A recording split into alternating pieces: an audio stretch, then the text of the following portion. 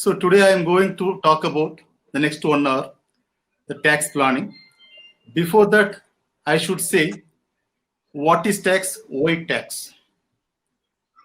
The tax is the main source of the income for the government. The government is spending lot of infrastructure to avoid the discrimination.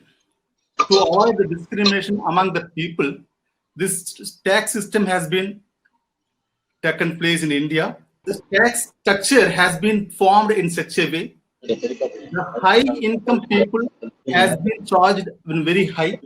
In order to make this equality among the people, the tax is being collected. That is a big source of income. So at present, there are two types of taxes in India. One is direct taxes. We all are aware of that. That is income tax. Another one is indirect taxes. Now at present, what we call it is goods and service taxes, right? This is a major source of revenue. Using this income, the Indian government is preparing the budget. There are two types of very important thing. One is public revenue and public expenditure. From where the government is mobilizing the funds through the taxes. How? They are collecting the taxes from the high income group in order to make the equality among the people. So giving some infrastructure facilities, giving some distribution to the poverty people, so giving some subsidies. The main purpose, what is the motive behind the taxes? In order to eliminate the discrimination among the people. So with this short brief, let me go into my presentation. So I'm going to talk about that is as a citizen of India, so we should obey, we should bound all the provisions, the rules that is made and created by our constitution. So we have to go with our provisions, right? So it is very clear as a citizen, it is your duty to pay your taxes. This is my humble request. So don't go for evading the taxes. So you will be facing very, very serious problems in the future for unexplained income. That is what we call it as black money. So the government is providing some wonderful facilities, the advantages, the benefits through some provisions. So you may invest something. Through that, you can reduce your tax liability. So in the in the provisions in the Act, the Finance Act itself, the government of India has extended some provisions in order to reduce your tax liability, utilizing the provisions, rules in such a way. Okay, but the people, what we people are thinking to avoid the taxes. I'm going to talk about how to save the taxes with the right manner, in the appropriate manner, how we are going to utilize the sections, the provisions and amendments of the Finance Act every year. Okay, so let us get started with my presentation over here. First, we have to understand the two very important things. One is tax evasion and another one is tax avoidance. If you know the two terms, then you can easily plan. Then comes the tax plan. So what you should not do, what you have to do. So the people are thinking that tax planning is hiding the income. That is suppressing the income, suppressing the facts, concealment of facts. So many things they are thinking that is what there is tax planning all about. It is not like that, my dear friends. The tax evasion, what is tax avoidance? If you understand this concept, then you are very clear. Okay. What is tax avoidance?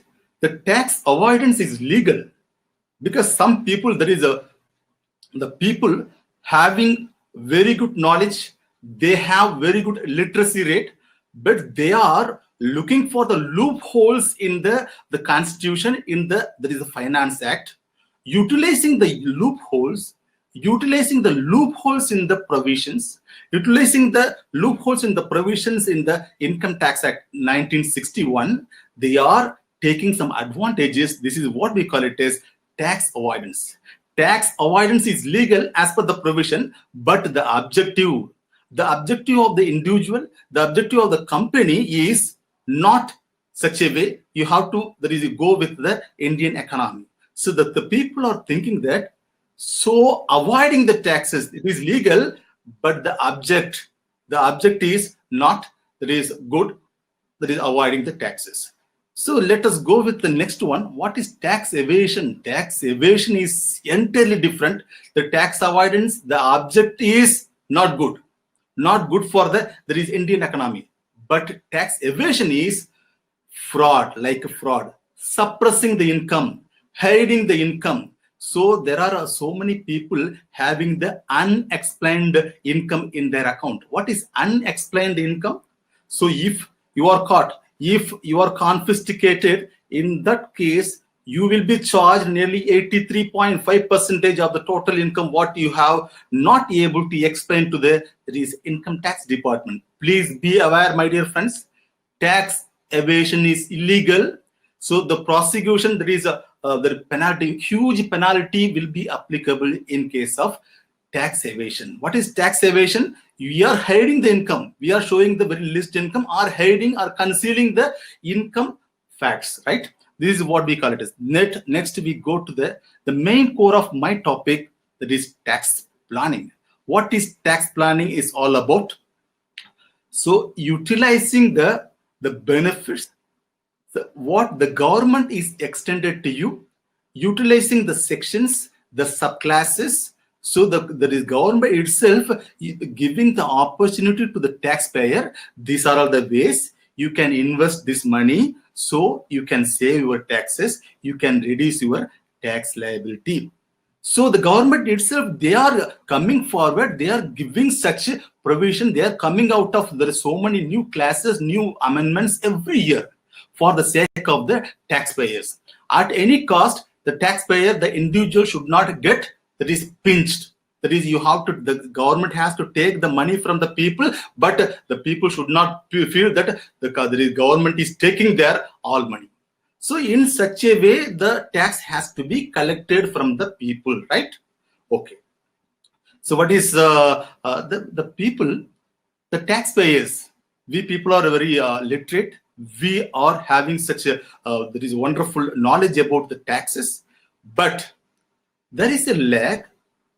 Whenever thinking of the tax planning, the people are always rushing in the last, the 11th hour. That is at the end of the financial year. They go for searching the insurance agent, and there is investing their money. So always they are rushing.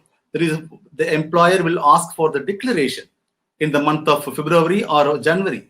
That time only the taxpayers, we people, are rushing towards where to invest. In that case, you don't have sufficient time to analyze which investments will give high returns, which investment is apt for you, which mediclaim is suitable for you, which insurance premium has to be taken, whether there is endowment policy or term policy, which is most suitable for your situation. So these are all things you cannot, think about that because you don't have the time.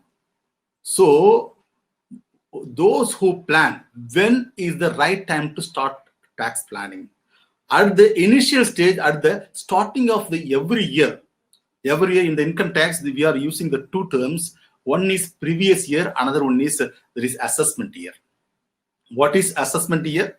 The period of 12 months starting, that is 1st of April every year, there is what we call it as assessment year. Please do understand, my dear friend, what is there is assessment year? The period of 12 months starting from 1st April every year, right?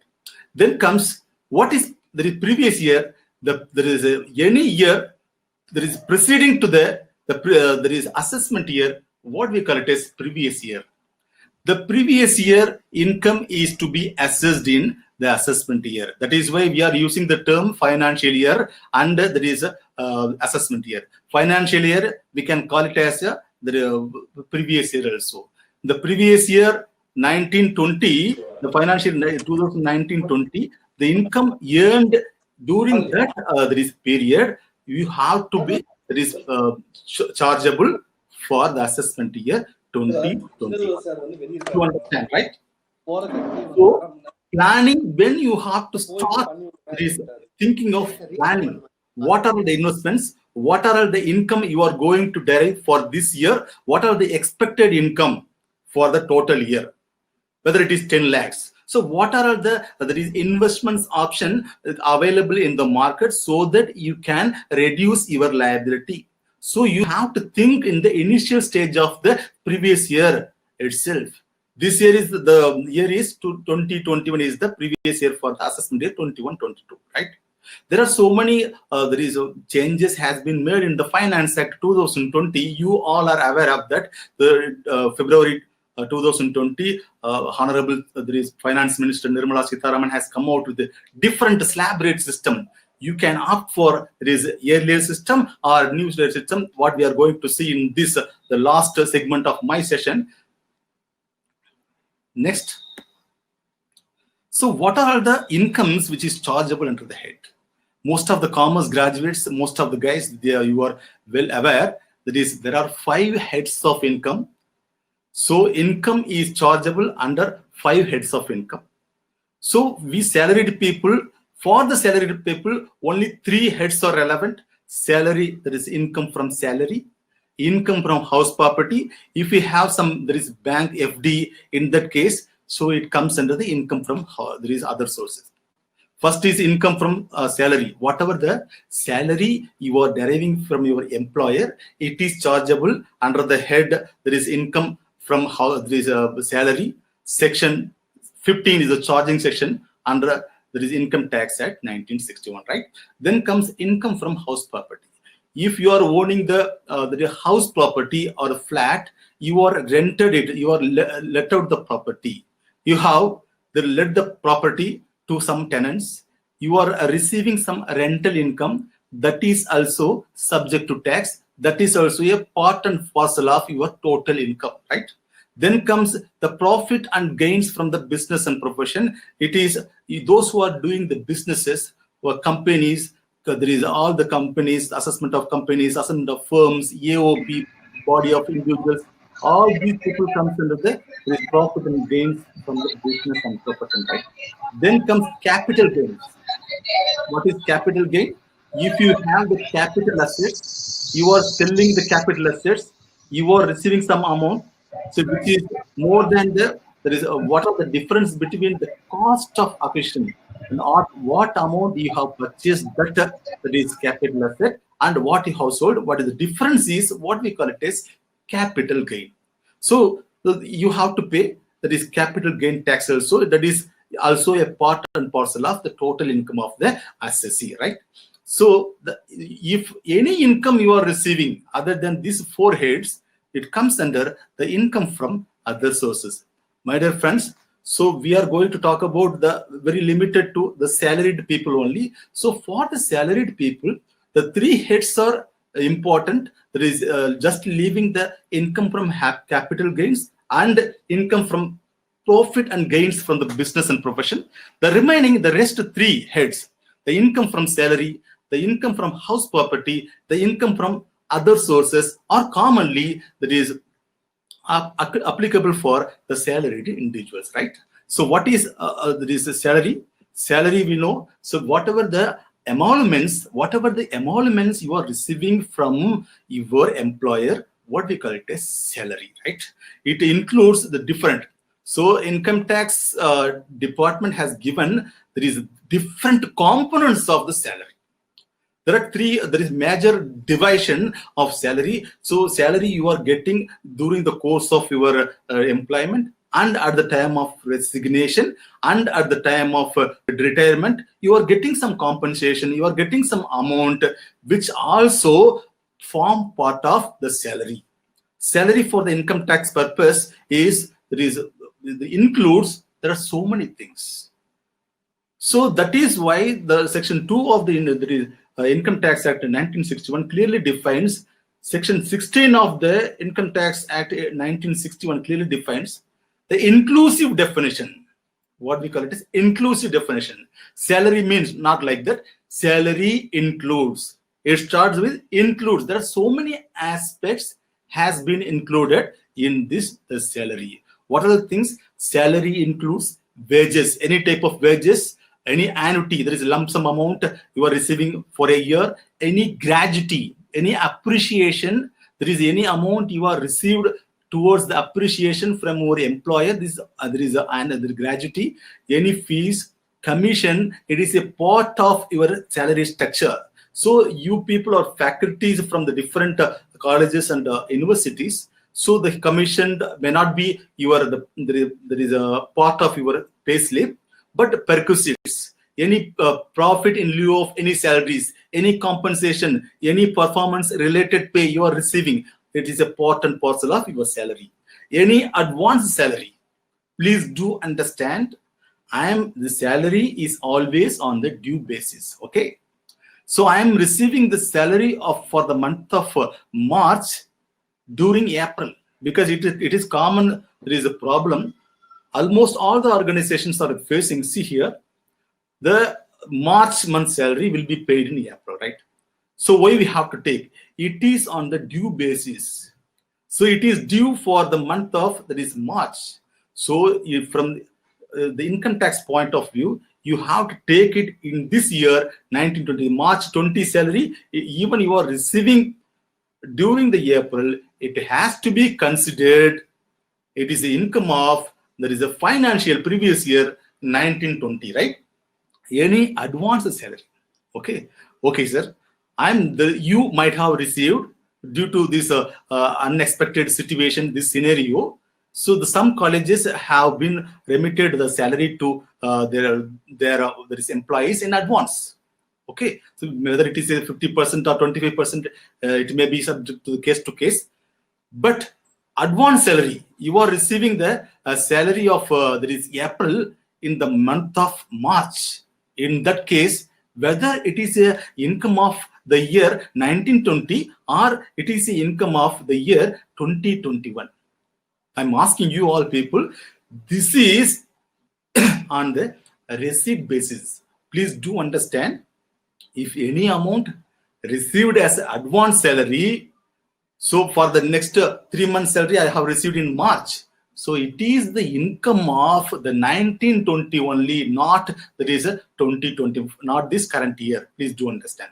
Then leave salary. What is leave salary? There is leave encashment. So so many companies, they do have some facility for their employees. They can avail there is earned leave, or they can encash. This is also there is a part of the total there is a salary. Any contribution made by the government, any there is any pension towards the pension scheme. So all are included. This is the inclusive definition of salary under section 17, right?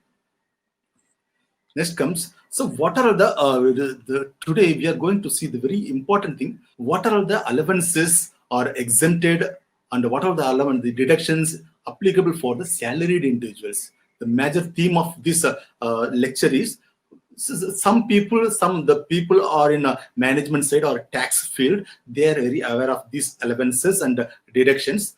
But from my point, I am just giving the right from the beginning. I'm giving there is allowances. I'm categorizing the three categories. One is the allowances, which is fully exempted.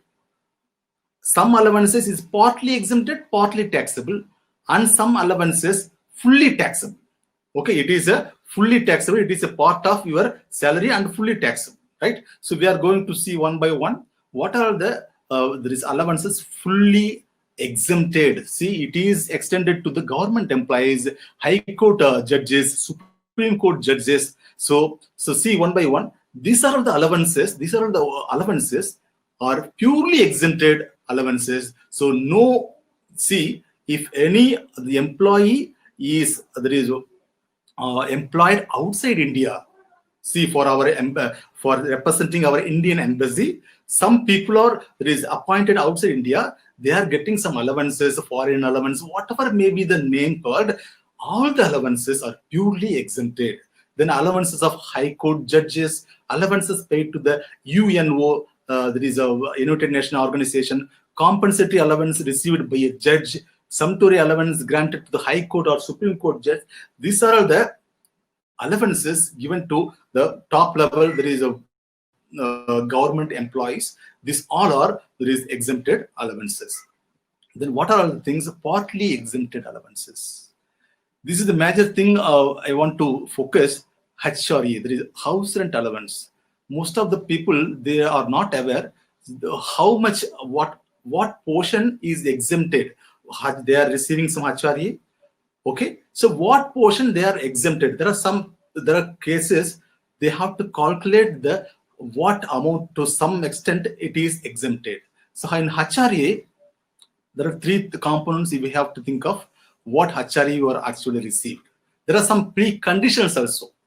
So for availing this exemption, you should have been paying the rent first. If you are living in your own house, this allowance, this exemption is not applicable for you. If you are staying in some other's house, you are as a tenant, you are paying some rent, you are receiving the HRA from your employer also. In that case, they can think about this HRA. There is under section 10(13)(a), right? Then comes special allowances. Special allowances under section. So there is a children education allowance. It is limited to 2 child. Per child 100 rupees. 2 child, there is a 2,400 rupees. You can exempted. You are exempted. So from the tuition fees, you are exempted. I am not talking about the deduction is different. Exemption is different. Exemption means exempted from the income. For the purpose of arriving the gross total income, there is exempted income has to be eliminated. Then you arrive the gross total income. After that, we go for the deductions. Okay, so children education allowance, hostel expenditure in that case. So 300 rupees per children. It is limited to 2 children. So 3,600 rupees per child. You can avail 7,200 rupees towards the hostel expenditure of your child. Wholesale allowances are there. Some underground allowances are there. The transport allowance for the blind and deaf, 3,200 rupees is exempted. Previously, transport allowance was there. So the government has come out in 2017-18. They come out with the standard deduction. They have abolished the transport allowance. So which where you have availed in 2016-17 or 17-18, it has been abolished. Now to 2017-18 onwards, they have introduced the new standard deduction of 40,000. Now it has been enhanced to 50,000, the standard deduction. So that is why there are so many things has been abolished. But transport allowance of 3,200 rupees per month, 3,200 rupees per month is still available for those who are having, there is a deaf and dumb, blind, differently abled people. They can have this, they can avail this facility. There is exemptions, transport allowance, right? Then comes fully taxable allowance. These are the allowances fully taxable. Entertainment allowance.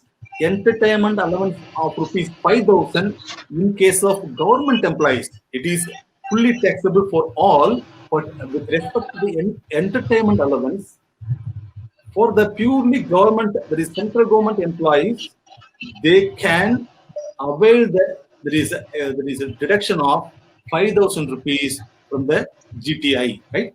Dearness allowance, it is a part and parcel of there is a salary, it is fully taxable. Overtime allowance, city compensatory allowance, that is you are moving from one place to another for compensating. There is a level of living.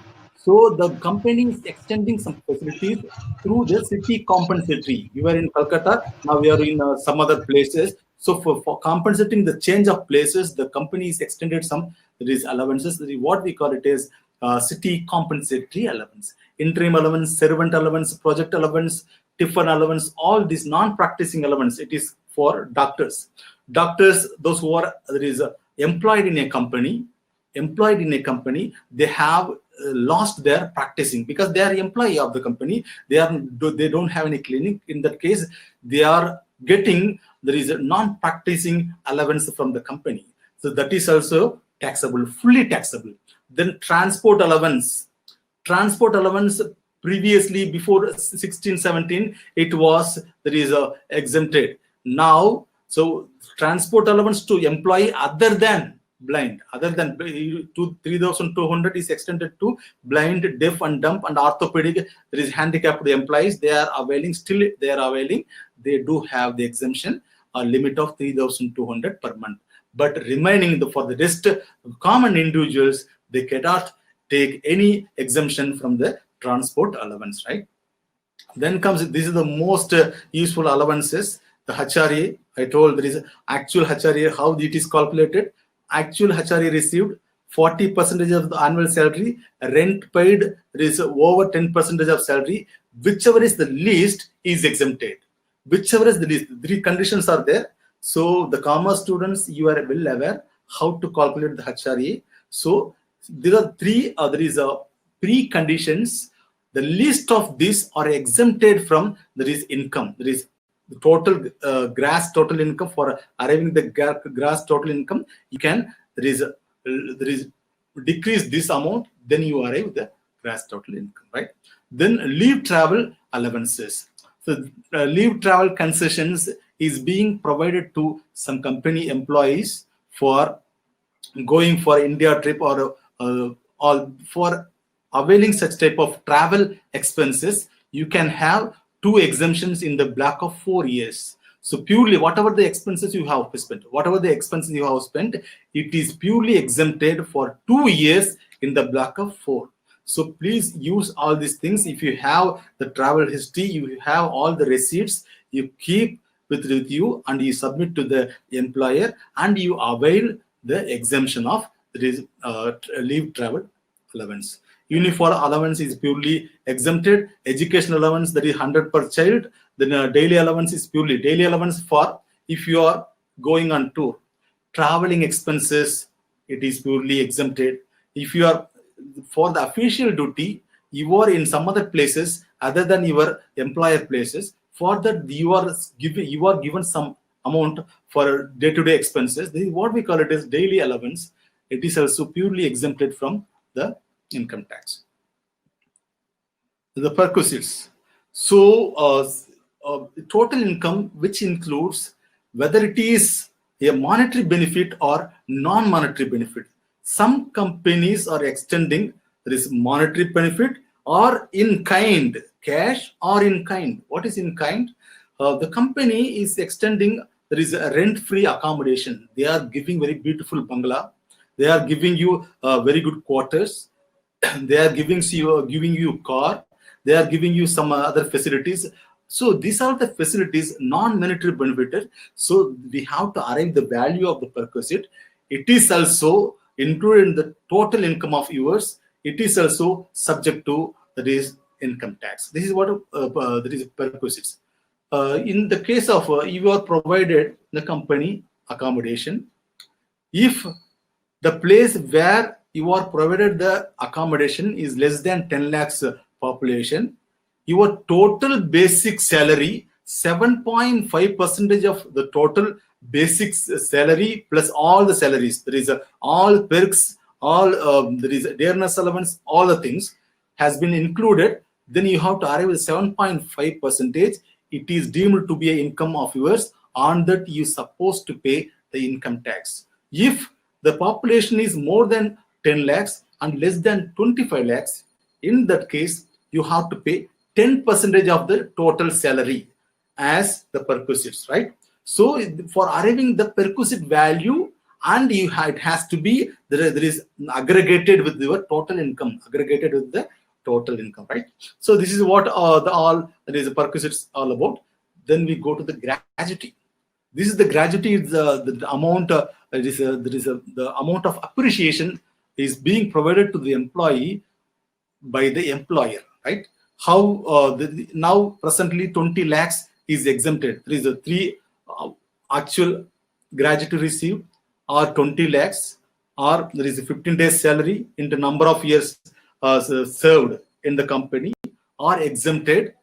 Whichever is the least is exempted. Most of the companies, they do have, there is a, I'm working in 2 other companies. Maximum ceiling limit is 20 lakhs. So least of the 3, one is 20 lakhs, then The second one is actual gratuity that is received. The third one is the gratuity calculated as per the Payment of Gratuity Act, right? So accordingly, the gratuity is also, there is a form part of a salary. So at the time of retirement, when you are getting this gratuity, so you should have served the company at least for 5 years.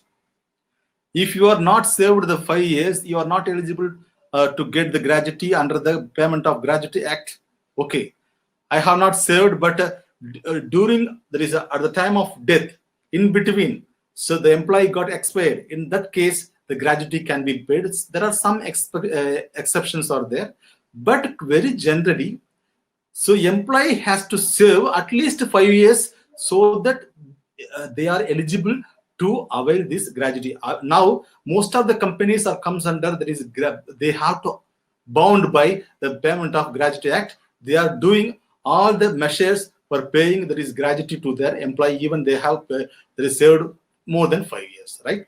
So for that, what is the exempted limit? There are 3 things. So you have to calculate. This is exempted. No need to pay tax on the exempted, that limit, right? Then comes to the very important thing. Most of the people are aware, and the public companies, the public employees, that is the public sector employees, or most of the professors in the universities, they can avail the earned leave. See, the benefit that is extended to them, either they can avail the leave or they can get it accumulated and they can encash the leave. Irrespective of whether the employee is a government employee or non-government employee, please do understand, if the government employee or the non-government employee, they are encashing their leave during their there is service period, in that case it is fully taxable. It is also a part and parcel of your total salary. For that you have to pay, that is taxes. Okay, let us come to the next thing, leave encashment at the time of retirement. In case of government employee, at the time of retiring, you have the credit of 300 days or 250 days leave. In that case, you are fully exempted because you are the central government employee, right? For other than there is government employee, here there are something, that is 3 lakhs rupees, up to the 3 lakhs rupees is exempted. So the remaining amount is supposed to pay the tax on the rest of amount, right? So if you are government employee, and in case of the retirement or the superannuation, in that case you are fully exempted in leave encashment payment. Okay, for other employees, you are eligible for only 3 lakhs exempted at the time of retirement. So whatever the amount, it is more than that, you are supposed to pay the tax on that, right? Then comes, so what are the deductions? There is a entertainment allowance. There are some deductions under section 16. There are 3 deductions. One is entertainment allowance, then professional taxes, and one is standard deduction. The entertainment allowance is only to the government employees. 5,000 rupees is maximum they can avail in a year, right? Then professional tax. Professional tax in a year, this is the tax you are paying to the state government, right? It is not the central government tax. It is it should not go beyond 2,500 per year. So maximum amount you can, there is a pay towards the professional tax is 2,500 per year, right? But you can avail this deduction only on the actually paid basis, not on accrual basis. I am going to pay in the next month, so can I avail this? No, you cannot avail. So this is what we call it as, it is professional tax. Then comes standard deduction. This is the beautiful thing. Previously, we used to keep all the receipts of medical, there is allowances and transport allowances. For availing these things, we have to keep some proofs. But here, after once it has been introduced, that is standard deduction has been introduced. So there is no proof, no receipts at all. Directly you can deduct 50,000 from your total income. This is the bonus. This is the package given to you. No need to keep any papers with you. You can directly. So they have abolished some medical. There is allowance which was there in earlier 15,000 rupees, which was there. it has been abolished. So many allowances has been abolished. They have come out of with the standard deduction. You are allowed there is rupees 50,000 rupees from your total salary, right? Now also, you people, whether you have there is 5 lakhs rupees or 10 lakhs rupees, you can avail directly 50,000 rupees from the total. So please do aware of all this income, what income you are earning, and what are the provisions are there with the Income Tax Act 1961. Please do read the provisions accordingly you plan, right? Then comes, so these are all the beautiful deductions. So the taxpayer, the individual can avail. ATC, all the investment, it is payment related investments. ATC investment, ATCC insurance premium, ATCCD, there is a pension contribution by the TTA. We are going to see one by one. So this is we are going to see one by one what is all about ATC, ATE, ATD. This is very, very important sections we are going to see one by one, right? So what is there is ATC is all about. Most of the individuals in India, they are aware of this section ATC. They're very clear. Simply they are thinking, but they don't know where to invest under ATC. So most of the people, they go for, they are rushing towards the insurance premium. So please do understand, my dear friends, there are so many, there is the ways of investing under section ATC.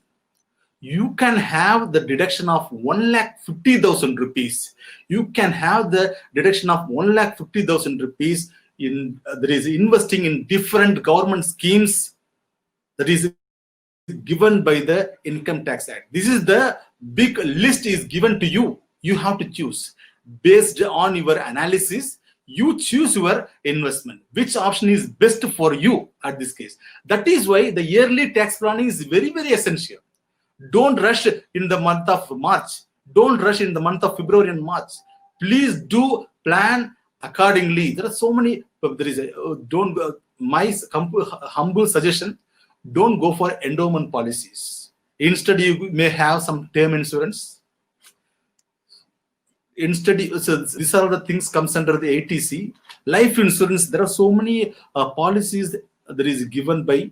There is insurance, Life Insurance Corporation of India. Okay, so it is a public corporation, has been separately that is passed by this one.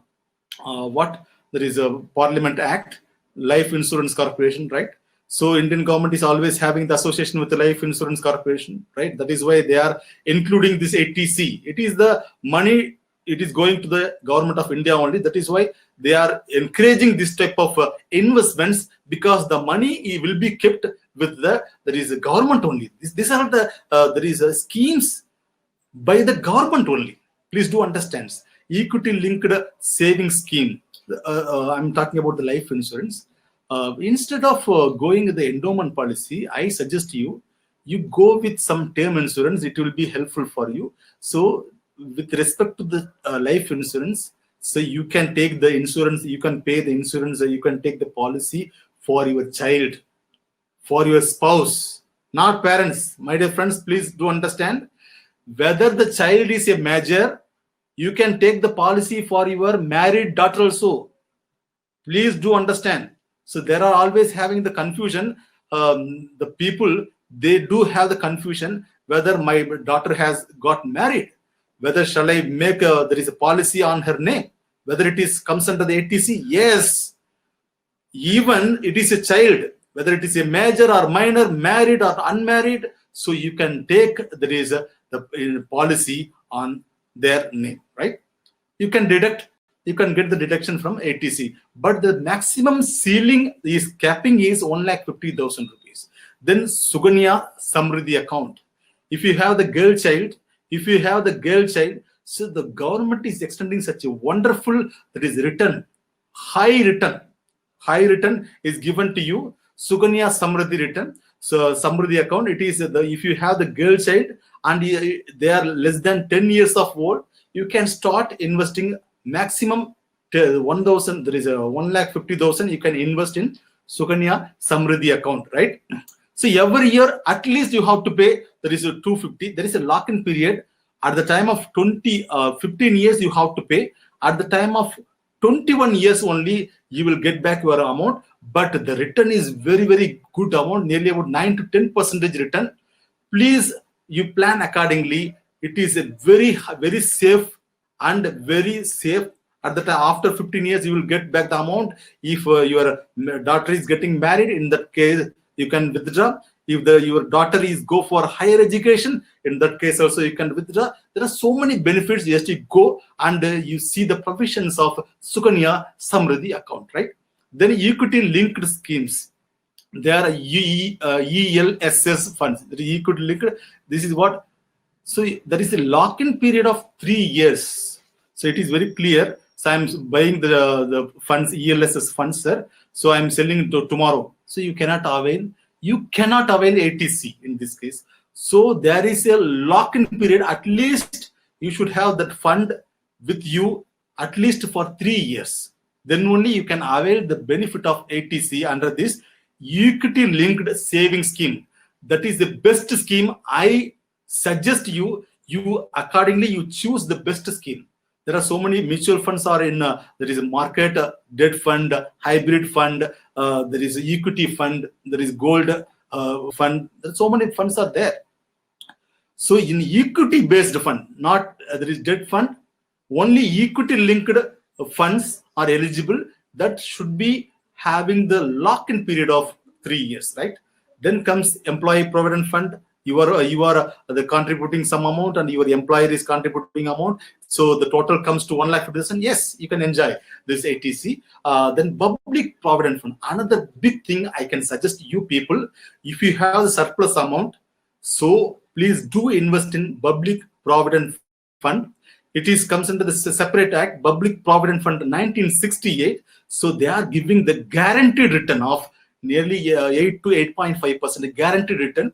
For that, you have to you can pay even if amount also you can invest in public provident fund. You can open this PPF account in either any banks, nationalized banks, or any post office. Please do understand. Even a multiples of 500, even you can save 500 rupees amount also in PPF amount. PPF is the best option. You can get the return, but there is one drawback is there. If you have the surplus amount, then you can invest in PPF. It is a lock-in period of 15 years. It will be locked.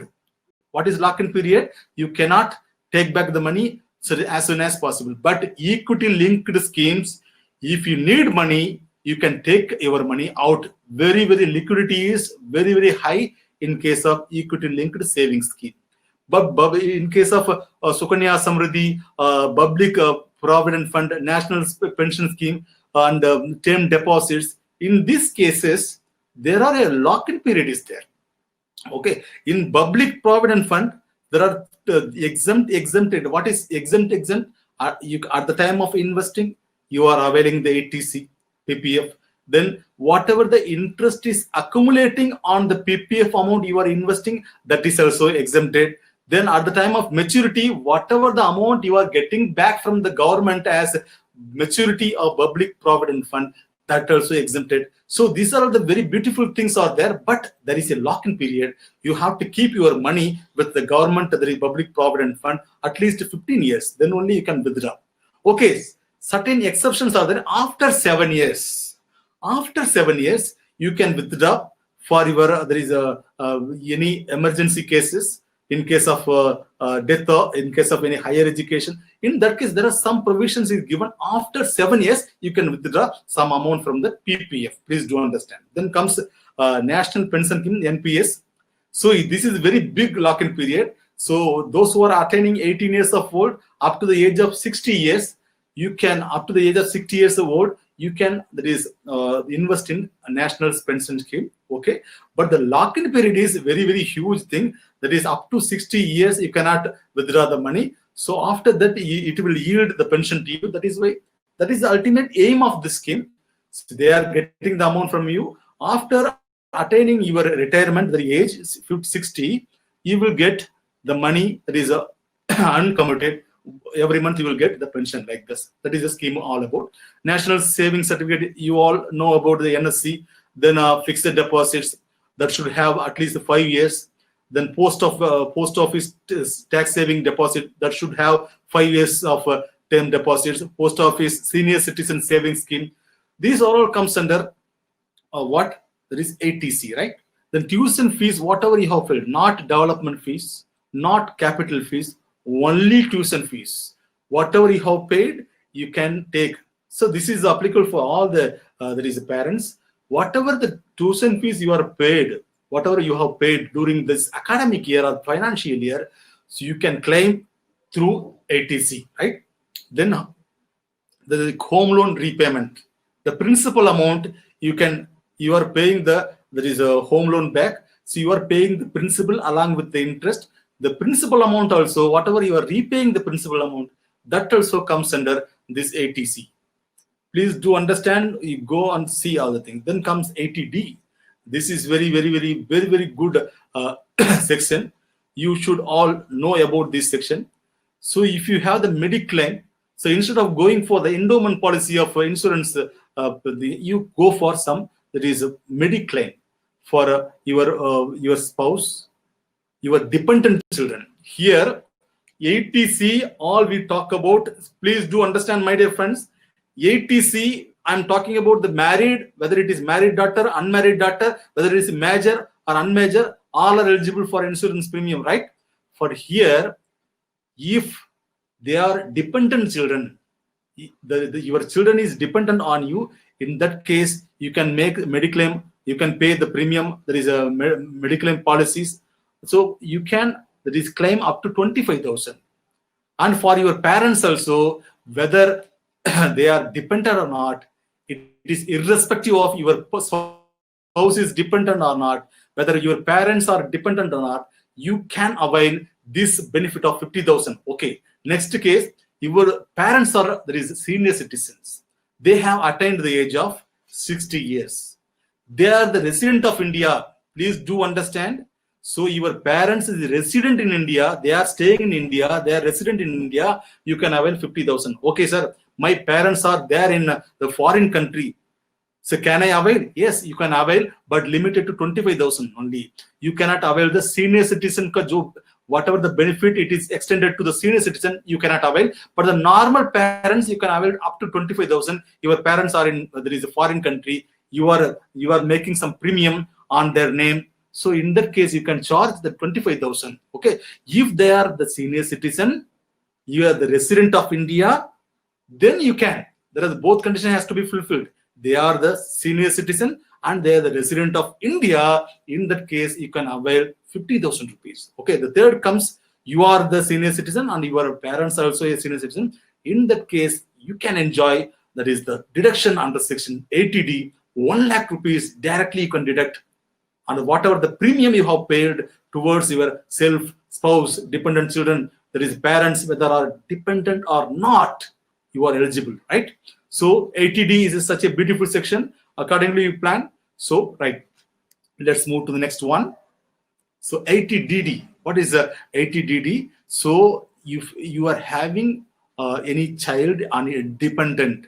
So in this case, your brother, please do understand, your brother or sister or any individual are fully dependent on you. You are maintaining them. They are having the disability. There are two types of disability. One is normal disability. If they are having the 80% of disability, more than 80%. This is what we call it as severe disability. If they do have the disability, but it is normal disability, less than 80%, in that case also you can claim 75,000. Please do understand, my dear friends, no receipts is required, no expenses is required. If you are supporting them, you can directly claim 75,000 and 1,25,000. There is no need to show this is the receipt what I have spent for them. So here, please do understand, there is a disabled person, maybe your spouse or children or parents, brother, sister, or anyone is depending on you. Please do understand, right? So you can take this wonderful deduction of 75,000 in case of normal disability, 1,25,000 in case of severe disability, right? This is next comes. So DDB. Okay, sir. So my parents are getting too old. They are attaining 70 years. So in that type of situation, the insurance companies is not ready to take policy because they are old parents. The dependents are old, very old. In that case, they're not ready to. The insurance companies are not ready to make new policies on them. In this case, there is a medical, whatever the if you do have some specific diseases under section there is a Income Tax Act 1961. In this case, the normal citizen, so based on there is proof whatever the amount you have spent, so you can claim up to 40,000 for the normal citizen. If you have the senior citizen, so you can claim that is up to 1 lakh rupees, 40,000 for the normal citizen. If you are that is a senior citizen or dependent is senior citizen, or you can claim up to 1 lakh rupees based on whatever you actually spent other than cash. My dear friends, please do understand. So other than cash, it has to be digital. You might have paid through check or through digital, right? In this case, you can take either 40,000 rupees or 1 lakh rupees as the case may be, right? Then comes Section E. Most of the parents may touch this one. Educational loan. Educational loan to whom? You can take the educational loan to yourself, your spouse, child, or for any legal guardian, any student, any person. For them, you are a legal guardian. So you have taken a loan and you are paying the interest. You are paying the interest. Please do understand, there is no maximum limit for there is a ceiling limit is there. Whatever the interest there is, you are paying on the repayment of the educational loan. So you are availing this deduction under Section 80E. Please do understand, my dear friends. So those who are repaying, once you have started repaying the educational loan, you are repaying the principal along with the interest. For the interest portion is deductible from our total income. Okay, so this can be carried forward for the 8 assessment year. Up to 8 assessment year, you can claim this deduction. After that, you cannot claim. Okay, the maximum limit is given to you. Maximum 8 assessment year, you can take the this benefit of that is interest paid on educational loan. Right. Then comes EE, 80EE. So if you have, so it is not for the new, that is for the present taxpayers, those who are, that is purchased the new house property. Please do understand, those who are purchased a new house property, there is a flat, you have purchased a flat during the financial year 16-17. This is in Finance Act, 16-17, they have introduced this one. So those who are, there is purchased a flat or a home, there is the value is less than 50 lakhs and the amount of loan is less than 35 lakhs, you can avail the deduction of 50,000 rupees from your there is total income, right? This is there is 80E all about. There is interest paid on home loan, right? Sir, actually already I am availing the home loan from the house property, sir. Yes, you can avail there is up to the limit of 2 lakhs in the house property section. If anything is there, if you are paying the interest in a particular year, you might have paid there is 2,70,000 interest. So you can take there is 2 lakh rupees from the income from house property as deduction, and here 50,000 from 80EE. More than there is it is additional, it is extra benefit, it is extended by the government to you through the new section 80EE, right? For this year, there is a new section has been merged, that is 80EEA, 80EEA. So you have purchased, so you have not availed. First thing is, the first condition, you should not have taken any deduction in the previous 80EE, right? Now you have purchased the house value less than 45 lakhs, less than or equal to 45 lakhs, right? You should not own any residential property previously. This is going to be a new house for you. It should have been purchased in the year of financial year 19 during the last year, that is the previous year, 1920. The house property should have been bought. Another thing, the individual should not be eligible to claim, that is a deduction under section 80. So either the taxpayer can avail 80EE or 80EE. They cannot avail the both. So here the exempt, there is a deduction limit is 1,50,000 rupees. In 80EE, those who have purchased the house during 16-17, for that they can avail the deduction of 50,000 rupees. Now here, so the loan should be taken. Please do understand, the loan should be taken here. So the previous year 1920, the loan should be sanctioned during the previous year 1920. In this case, you can avail the fantastic deduction of 1,50,000 in addition to the home loan of the home loan interest under the section is 24B, the income from house property. So you can have the deduction of 3,50,000 rupees. So in under section 24, you can claim 2 lakhs rupees, and here 80EE, there is you can claim 1,50,000 rupees.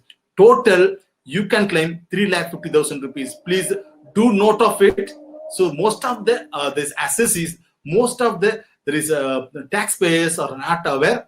So please do note of it. So accordingly you plan for your taxes, right? Then comes 80EB. See here, this is the for promotion to the electric vehicles to eliminate the usage of the petrol vehicles. So they are encouraging solar as well as the electric vehicles. This is the section. It is purely for those who are going to buy a new electric vehicles. So the loan should be sanctioned during the year 1/4/2019, from 1/4/2019 and 31st March 2023. There are 4 years you are given. In this period, you have applied for the loan. The loan has been sanctioned. If any interest you are paying, that is deductible. Under the section 80EB. Please do note of it. Please go for electric cars. It is going to be electric cars next after 10 years. It is going to be electric cars wherever you go. So there is a very, very conservative, very, very long. There is energy saving. This one, the electric cars. It is going to be a revolution in the next 10 years.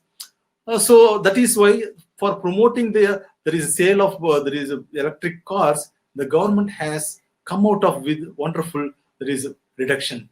Section 80EB, right? Next comes beautiful section. You all are aware, there is any donations to the charitable institution. There are a very big list is given by the Income Tax Act. Different funds are there.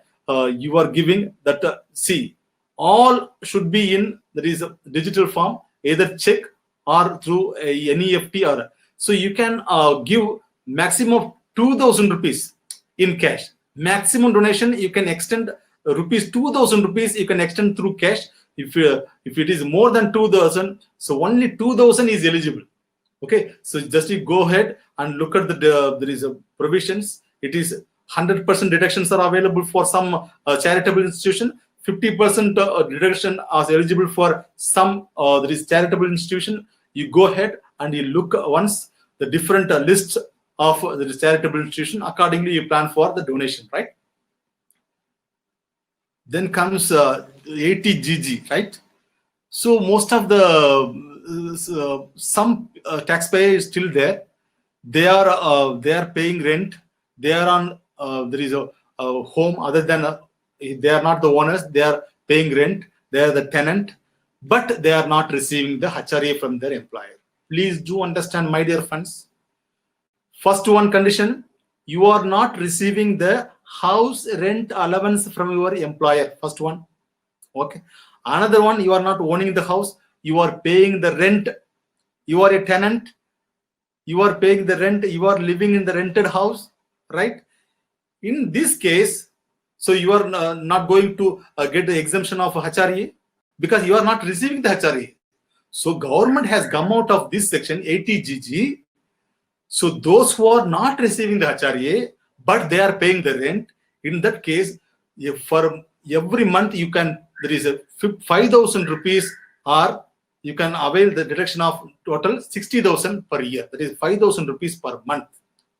So just to go ahead and look at this section, there are so many conditions are there. So if you are satisfied with all the conditions, definitely you can avail 60,000 rupees as your deductions, the big amount, right? So just you go ahead with them. Another thing, 80TTA. So most of the people are not aware, 80TTA, this is the interest. This is the interest from your savings bank account. Okay. This is the interest from your savings bank account. So up to 10,000 rupees,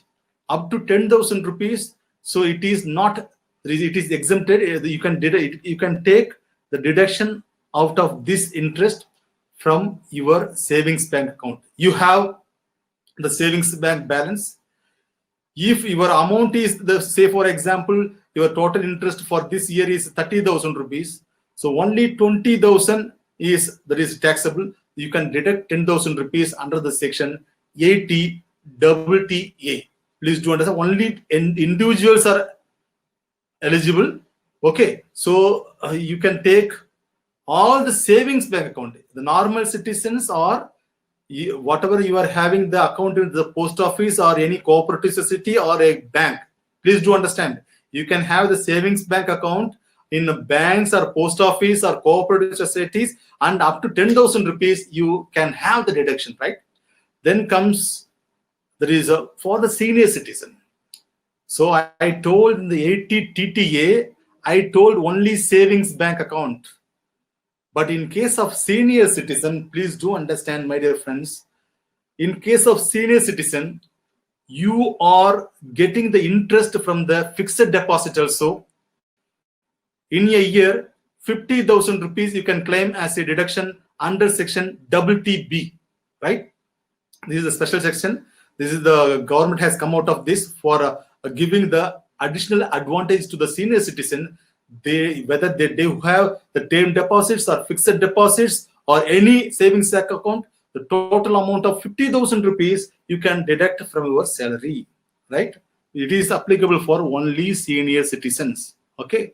Then comes, there is the most, if the taxpayer, individual, himself is a disabled person. In that case also, you can enjoy the 75,000 rupees or 1,25,000 rupees. Sir, how can I decide whether I'm having the normal disability or severe disability? You have to submit a medical certificate from the medical central government medical practitioner or any state government medical practitioner. You have to obtain a certificate citing all your disabilities, and the respective medical practitioner has to certify these are all the disabilities. This assessee, this taxpayer comes under the normal disability. If they comes under normal disability, they can claim 75,000 under this section, because the taxpayer himself is going to deduct. Sir, I'm having the dependent, he is also a disabled. Yes, you can take for yourself 75,000. For your dependent, my child is having some disability. Yes, you can take 75,000 for yourself, for 75,000 for your child or any dependent, whether he may be or a brother or sister. You can avail 75,000 plus additional 75,000.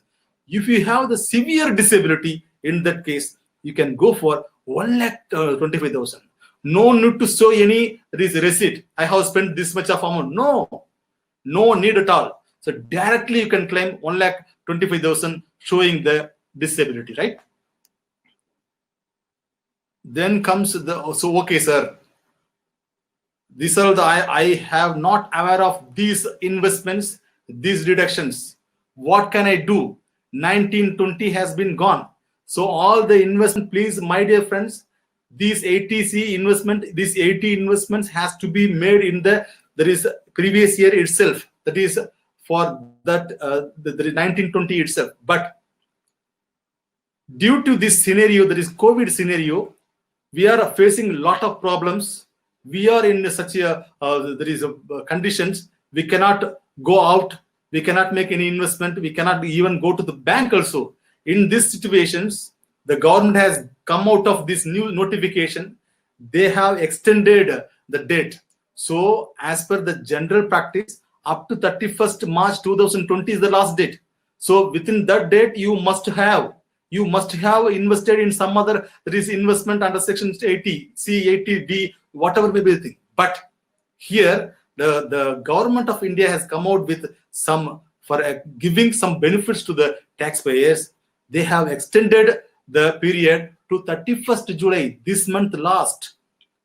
Still you have some amount, another 15 or 16 days. You can invest. If you have not invested in any of these deductions, please, my dear friends, you go and invest all this. Just you go once all the provisions, and accordingly you can plan. You can go with the equity linked saving schemes or PPF. You can have the time to invest, right? So the government has the extended time.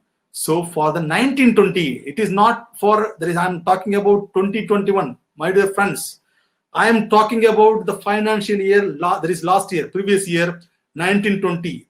Those who are not invested, those who are not planned for their reductions, please go ahead, and you have another 16 days. You can take new policies, you can take new investments, you can take so many things, right?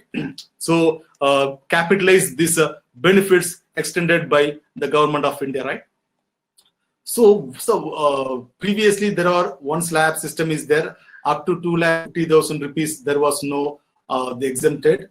So 2,50,000, those who are earning the income of 2,50,000 to 5 lakhs rupees, they supposed to pay 5% of total income, then 20%, 30%. This was earlier slab system. Now the Honorable Finance Minister has come out with the new tax slab rates this year. In February, everyone got excited, everyone got surprised with the new tax rate system. They have nearly 6 to 7 new tax rates. They have, the slabs have been extended, but there are so many drawbacks also there. There are so many positive, there is points also there, right? So you have to submit the declaration form to your employer for the college or university. Accordingly, they will deduct the tax from your salary. I'm telling you, so this is the right time. You have to choose which tax there is a structure you are going to adopt, whether it is a earlier tax system or there is a new tax system which is as per the Finance Act 2020. So what is all about? There is a earlier tax structure and new tax structure, right? Let us see the taxable income slabs. I'm going to compare what are the existing tax rates. Still it is on. My dear friends, you can go for that is earlier, the previous tax rate regime also. Otherwise, you can opt for new tax rate regime also. What are all the benefits? What are the drawbacks? Let me explain. In existing tax rate, if you opt for existing tax rate system, you have only, there is 3 rates. One is 5%, 20%, and directly 30%. See, up to there is a 2,50,000. There is it is common for, there is a both system, both regime it is common. There is no rate. 2,50,000 to 5 lakhs, it is 5%. It is the same for the both system, right? 5 lakh to 10 lakh, directly 5 lakh to 10 lakh, 5 lakhs, next to 5 lakhs, directly 20% in the earlier system. But here they have come out with the new slabs, 5 lakh to 7 lakh 50,000 rupees. 7 lakh 50,000 to 10 lakhs rupees, 15%. The 10 lakhs to 12 lakh 50,000. So in the earlier system, if your income is more than 10 lakhs, directly you are charged 30% directly, right? Now you come out with the new 3 system. There is a 3 slabs. If your income is between 10 lakhs to 2,50,000 rupees, 20% of tax is charged. 12,50,000 to 15 lakhs, 25% of income tax is charged. If it is more than 15 lakhs, it is 30% as per the new. Okay. So what is the major drawback of the new tax regime? Please do understand, my dear friends. Please do listen to me. In existing tax rate system, they do have different deductions under certain different exemptions. HRA, so many exemptions, 70 exemptions or so many deductions are there in existing tax rates, right? But this is the major drawback for the new tax rate. You are not going to avail this one. If you choose this one, no deductions are available.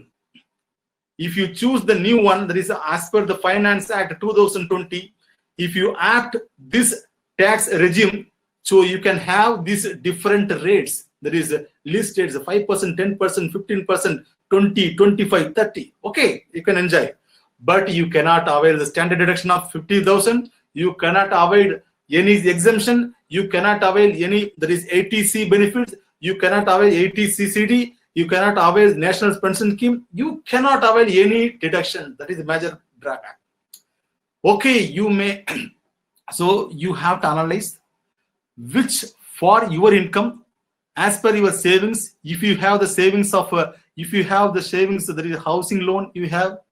If you have the investments in insurance policy, unit linked the insurance scheme, you have the equity shares, you have the post office scheme, you have the fixed deposit for 5 years. In this case, analyze. You do analyze which, that is a regime you have to act. Then you have to submit the declaration to your that is employer, which is the final tax rate. Accordingly, please deduct the tax from my salary, right? So you supposed to give the declaration. Accordingly, they will deduct a salary from your salary, right? So we are coming to the concluding to my speech. So please do. This is a very, very, very lengthy process. So it definitely requires a patience. You have to sit. You have to go through all of the provisions. You have to one hand. You have to keep all the investments. Sir, I don't have any investments. What should I do? Okay, if you don't have the investment, directly you go with the new tax rate regime. If you have the investments, if you have the home loan, if you have the tuition fees for your children, if you have the mediclaim, so it is advisable you go with you stick with the existing tax rate system, right? So this is what I can feed. So please do understand, I am not a tax consultant. I am also a salaried employee. So from my personal experience, I am sharing my knowledge to you all. Okay. So this is the concluding remarks. So accordingly, you plan. So definitely, I hope this session will give you some enlightenments. Thank you very much,